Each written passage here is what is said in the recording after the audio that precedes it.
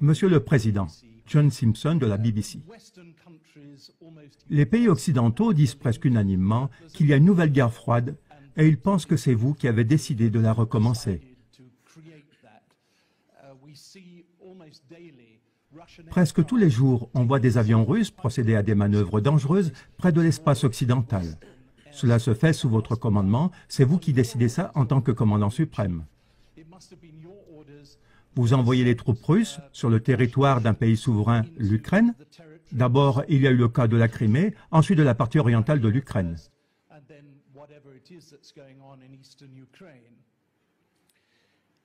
Maintenant, vous avez un certain problème avec le cours du rouble. Vous allez avoir besoin de l'aide, de la compréhension et du soutien d'autres pays, et notamment des pays occidentaux.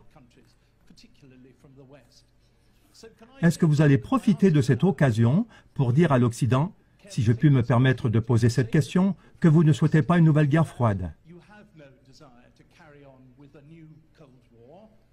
et que vous allez maintenant faire tout votre possible pour résoudre le problème en Ukraine?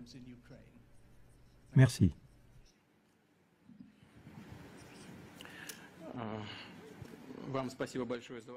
Je vous remercie beaucoup pour votre question.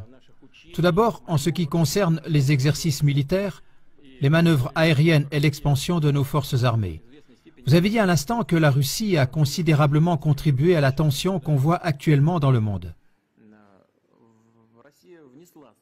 La Russie y a bien évidemment contribué, mais seulement dans l'intention de défendre toujours plus fermement ses intérêts nationaux. On n'attaque pas l'Occident. Je veux dire attaquer dans le sens politique. On n'agresse personne. On ne fait que défendre nos intérêts. Le mécontentement de nos partenaires occidentaux, notamment des Américains, est lié au simple fait que nous défendons nos intérêts. L'augmentation de la tension n'est pas liée à nos manœuvres militaires ou à d'éventuelles actions menaçantes de notre part dans le domaine de la sécurité. Je m'explique. Vous avez parlé des vols de nos avions de combat, y compris des vols de nos avions stratégiques. Mais est-ce que vous savez qu'au début des années 1990, la Russie a complètement arrêté les vols stratégiques dans les régions éloignées, comme l'Union soviétique le faisait auparavant? Nous les avons complètement arrêtés. Mais pendant ce temps, les avions stratégiques américains ont continué à voler avec des armes nucléaires à bord. Pourquoi? Contre qui? Qui menaçait-il? Nous n'avons pas effectué de vol. Année après année, nos avions n'ont pas volé. Il y a 2 ou 3 ans que nous avons recommencé.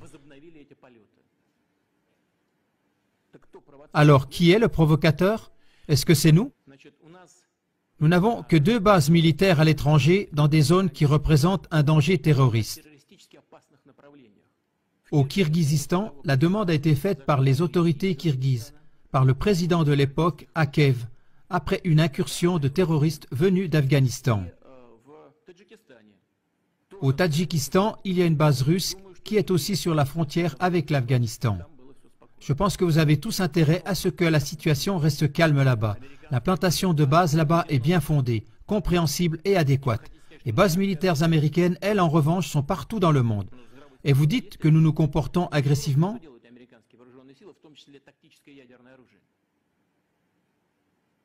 Le bon sens, il est où? Que font les forces américaines en Europe avec leurs armes nucléaires pré-stratégiques? Qu'est-ce qu'elles font là-bas? Écoutez, le budget de la défense russe pour l'année prochaine a augmenté. L'équivalent en dollars, pour ne pas dire une bêtise, c'est à peu près 50 milliards de dollars. Et le budget militaire du Pentagone dépasse le nôtre de 10 fois. 575 milliards de dollars. Le Congrès l'a accordé dernièrement. Et vous voulez dire que nous menons une politique agressive? Il faut quand même garder son bon sens, n'est-ce pas? Est-ce que c'est nous qui avançons nos bases militaires près des frontières des États-Unis ou d'autres États? Qui est celui qui fait avancer les bases de l'OTAN toujours plus près de nous? Qui est celui qui laisse avancer vers nous l'OTAN et les infrastructures militaires? Ce n'est pas nous. Quelqu'un nous écoute-t-il à ce sujet? Y a-t-il un dialogue qui a lieu avec nous? Non, ce n'est pas du tout le cas. On nous dit toujours la même chose. Ce n'est pas votre affaire. Chaque pays a le droit de choisir sa méthode pour garantir sa sécurité. Alors bon, nous allons donc faire la même chose. Pourquoi on nous interdit ça? Et j'en ai déjà parlé. Qui a résilié unilatéralement le traité du système de défense antimissile, qui était sans aucun doute à l'époque une des pierres angulaires des plus importantes dans tout le système de sécurité international? Est-ce que c'est nous? Non, ça a été fait par les États-Unis de façon unilatérale. Les USA nous menacent. Ils déploient ces éléments de la défense antimissile non seulement en Alaska, mais aussi ici en Europe, en Roumanie, en Pologne, tout près de nos frontières. Et vous voulez dire que nous menons une politique agressive? La question de savoir si nous voulons des relations sur un pied d'égalité avec l'Occident? Oui, bien sûr, mais seulement à condition que nos intérêts nationaux soient respectés, aussi bien dans le domaine de la sécurité que dans le domaine de l'économie. Pendant environ 19 ans, nous avons négocié l'entrée de la Russie à l'OMC. Nous avons dû faire énormément de concessions pour cela. Et tout le temps, on a pensé qu'il s'agissait d'accords vraiment solides, inébranlables. Je ne veux pas dire qui a tort ou qui a raison dans ce conflit ukrainien. Je pense que c'est notre position qui est la bonne. Mais laissons ça de côté. J'en ai parlé déjà plusieurs fois et je pense que nos partenaires occidentaux ont tort en ce qui concerne la crise ukrainienne. Donc nous avons adhéré à l'OMC. Là, il y a des règles commerciales solides. Ces règles ont été violées.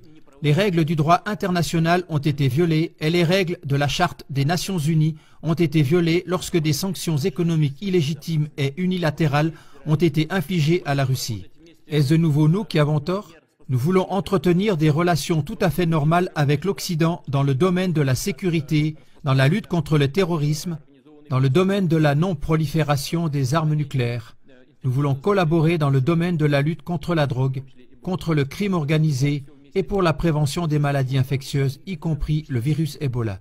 Tout cela, nous allons le faire ensemble, y compris dans le domaine économique, si nos partenaires occidentaux veulent bien.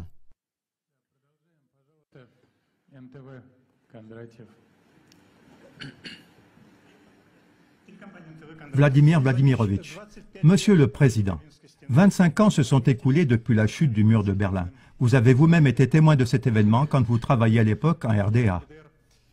Depuis, on a beaucoup fait, peut-être pas ce que nous avions espéré initialement. Il y avait beaucoup d'espoir, mais quand même, il y a eu des progrès. Grâce à votre persévérance, on était tout près de supprimer l'obligation de visa avec l'Union européenne. Et maintenant, en cette année d'anniversaire de la chute du mur, en quelques semaines à peine, il y a à nouveau un mur qui est érigé. Pas en béton, mais il est là. Un mur invisible d'aliénation, de méfiance, d'accusations réciproques. Et où pensez-vous que ce refroidissement va nous conduire? Certains parlent déjà d'une nouvelle guerre froide. Est-ce qu'on va habiter dans des mondes séparés ou bien est-ce qu'on a des possibilités pour reconstituer le dialogue et la coopération?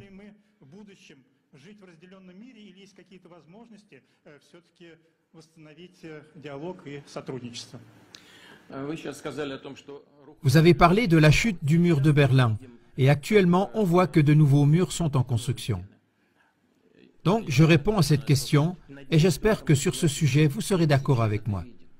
Ce n'est pas d'aujourd'hui que nous voyons la construction de murs. C'est bien vous qui êtes un spécialiste pour l'Allemagne et pour l'Europe. Après la chute du mur de Berlin, ne nous a-t-on pas dit qu'il n'y aurait aucune extension de l'OTAN vers l'Est? Malgré tout, celle-ci a tout de suite commencé. Il y a eu 2 vagues d'extension de l'OTAN vers l'Est. Et cela, n'est-ce pas un mur? Oui, ce n'est pas un mur matériel et réel, mais c'est plutôt un mur virtuel et invisible. Mais on a commencé à ériger ce mur. Et le système de défense américain antimissile en Europe le long de nos frontières, n'est-ce pas un mur également? Comprenez, personne n'a stoppé cela. Et c'est cela le problème principal des relations internationales d'aujourd'hui. Nos partenaires n'ont pas freiné. Ils ont décidé qu'ils étaient les vainqueurs, qu'ils constituaient l'Empire et que les autres étaient les vassaux qu'il s'agit de descendre. Et c'est ça le problème.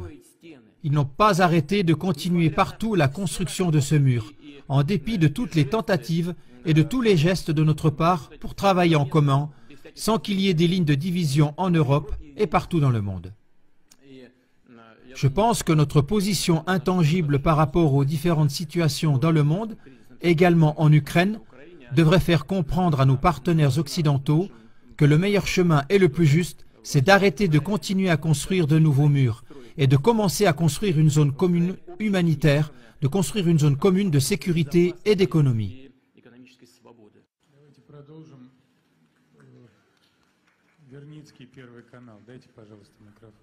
Monsieur le Président, ce qui se passe actuellement avec notre économie, est-ce le prix pour la Crimée? C'est maintenant le moment de l'avouer honnêtement.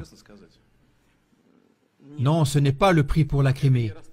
C'est le prix pour notre désir naturel de pouvoir subsister en tant que nation, en tant que civilisation, en tant qu'État. Et cela pour les raisons suivantes. Tout à l'heure, lorsque j'ai répondu à la question de votre collègue qu'après la chute du mur de Berlin et l'effondrement de l'URSS, on s'est totalement ouvert à nos partenaires occidentaux.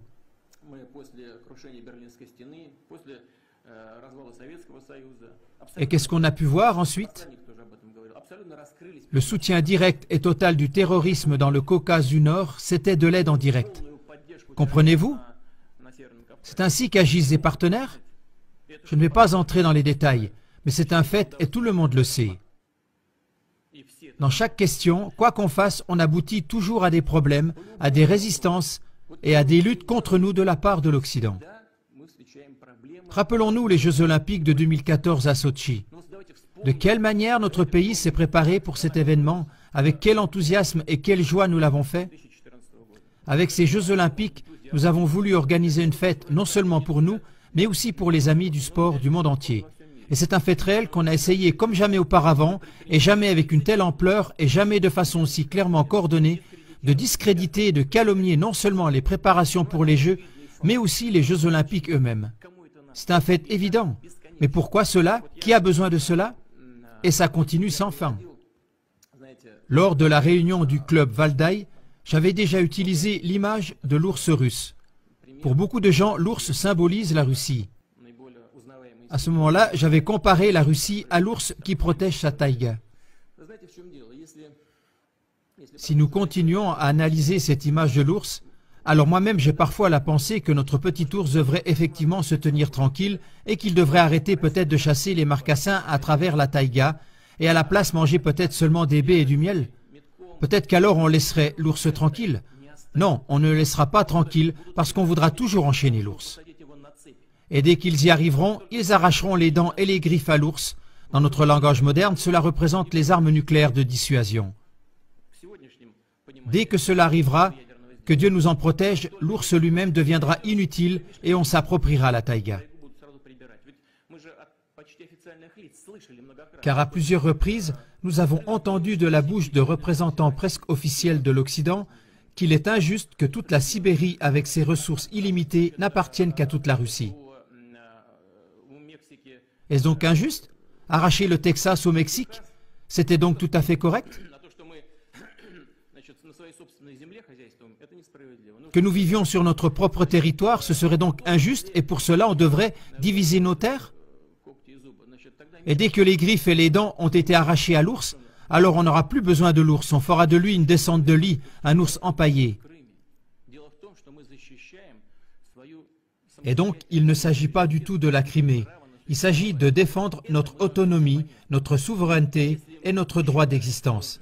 C'est ça que nous devrions tous comprendre.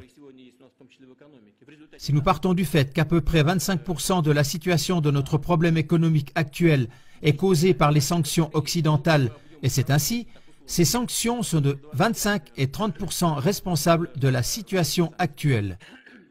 Nous devons comprendre cela et décider si nous voulons nous maintenir et combattre, et ce faisant, nous améliorons notre structure économique en utilisant les sanctions comme tremplin. Et ainsi, nous deviendrons plus indépendants, renouvelés par ces temps difficiles. Ou alors, voulons-nous que notre peau d'ours soit accrochée au mur? Voilà le choix devant lequel nous nous trouvons. Et cela n'a rien à voir avec la Crimée.